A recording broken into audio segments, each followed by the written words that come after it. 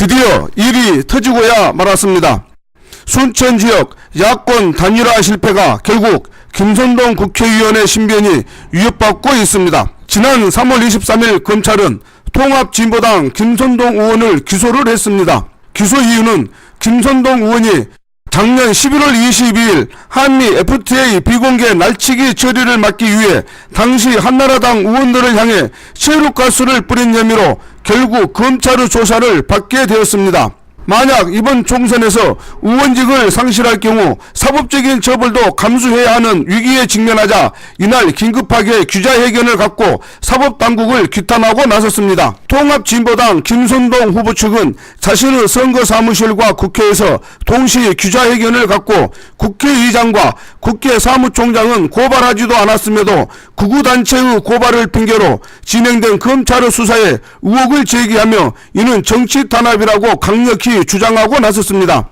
이미 김선동 의원은 4월 11일 총선 이후에 수사에 협조하겠다는 의견을 이미 검찰 측에 전달을 하였으나 검찰은 이를 묵살하고 기소를 강행하였다면서 심지어 극우단체의 고발 내용을 그대로 적용한 검찰의 기소는 결국 한미 FTA 재협상과 폐기를 주장하는 야당들에 대한 명백한 탄압이며 선거에 영향력을 행사하려는 정치검찰의 구태로 볼 수밖에 없다고 밝혔습니다.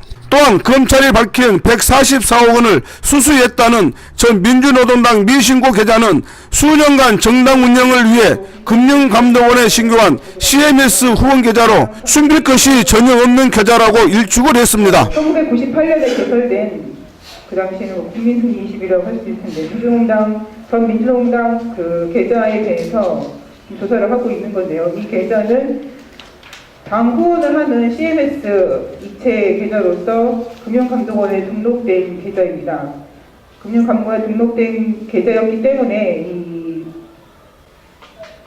총무 담당하고 있는 실무자가 이거를 별도로 선관위에 등록해야 된다는 사실을 인지하지 못하고 CMS 계좌로 들어온 돈을 전체 다시 선관위에 등록된 당 계좌로 이체를 해서 선관위에 그리고 선거법에 맞는 정당법에 맞는 근거에 따라서 지출을 하고 선관위 모든 예결산을 송부를 하였기 때문에 큰 문제가 되지 않는다고 생각하고 있다가 나중에 이것이 미시고된 사실을 확인하고 선거 정당법상 신고의 대상임을 확인을 하고 다시 신고를 하였고 2010년도에 이와 관련해서 선관위에 왜 신고가 안 되는지 소명 자료를 제출한 바 있습니다. 이미 예고된 바 같이 야권 단일화에 힘을 잃은 김선동 후보가 이번 선거에서 반드시 당선이 되는 길만이 사법적인 조치를 면하게 되어 순천의 총선이 급변하고 있습니다. 정권의 시녀가 된 사법당국의 행보에